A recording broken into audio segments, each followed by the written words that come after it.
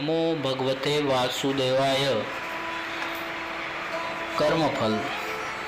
कर्म से भाग्य बदल जाते हैं। एक प्राचीन कथा सुने।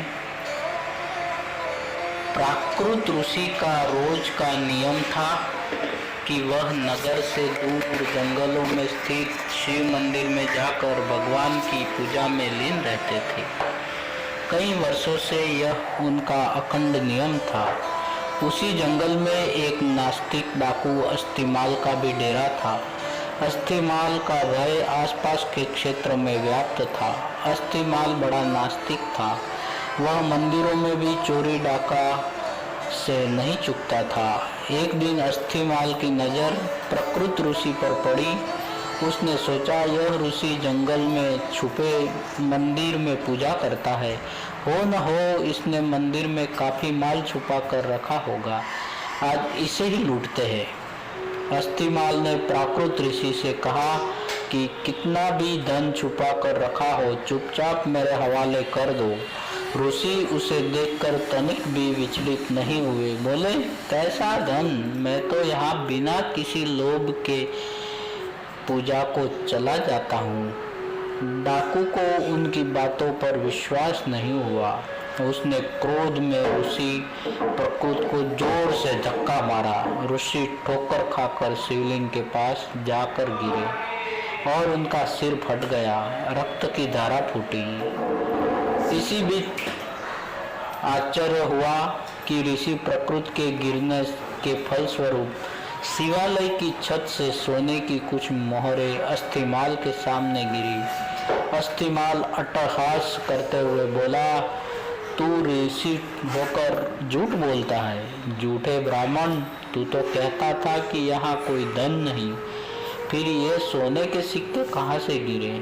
अब अगर तूने मुझे सारे धन का पता नहीं बताया तो मैं यहीं पटक पटक कर तेरे प्राण ले लूँगा।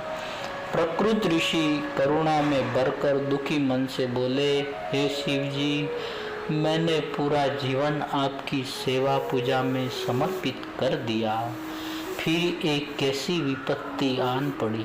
प्रभु मेरी रक्षा करे। जब भक्त सच्चे मन से पुकारे तो भोलेनाथ क्यों न आते। महेश्वर तत्क्षण प्रकट हुए और ऋषि को कहा कि इस होने के पीछे का कारण मैं तुम्हें बताता हूँ। यह डाकू पूर्व जन्म में एक ब्राह्मण ही था। इसने कई कल्पों तक मेरी भक्ति की, परंतु इससे प्रदोष के दिन एक भूल हो गई। यह पूरा दिन निराहार रहकर मेरी भक्ति करता रहा। दोपहर में जब इसे प्यास लगी तो यह जल पीने के लिए पास के ही एक सरोवर तक पहुंचा। संयोग से एक गाय का बछड़ा भी दिन भर का प्यासा वहीं पानी पीने आया। तब इसने उस बछड़े को कोहनी मारकर भगा दिया और स्वयं जल पीने लगा। इसी कारण इस जन्म में यह डाकू हुआ। तुम पूर्व जन्म में मछुआरे थे। उसी सरोवर में मछलियाँ पकड़कर उन्हें बेचकर अपना जीवन यापन करते थे।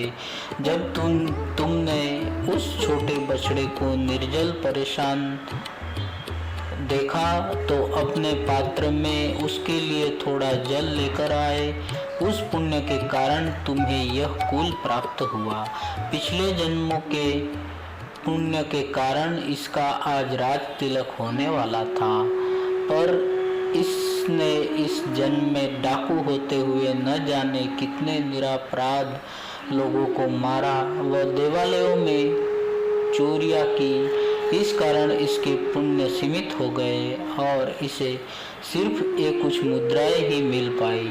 तुमने पिछले जन्म में अनगिनत मत्स्यों को आखेट किया, जिसके कारण आज का दिन तुम्हारी मृत्यु के लिए तय था, पर इस जन्म में तुम्हारे संचित पुण्यों के कारण तुम्हें मृत्यु स्पर्श न कर पाई और सिर्फ यह गाव देकर लौट गई। ईश्वर वह नहीं करते जो हमें अच्छा लगता है। ईश्वर तो वह करते हैं जो हमारे लिए सचमुच में अच्छा है। यदि आपके अच्छे कार्यों के परिणाम स्वरूप भी आपको कोई कष्ट प्राप्त हो रहा है तो समझिए कि इस तरह ईश्वर ने आपके बड़े कष्ट हर लिए। हमारी दृष्टि सीमित है, परंतु ईश्वर तो लोक परलोक सब देखते हैं, सबका हिसाब रखते हैं। हमारा वर्तमान, भूत और भविष्य सभी को जोड़कर हमें वही प्रदान करते हैं जो हमारे लिए उचित हो। तो ईश्वर सबके सच्चे हितैषी है।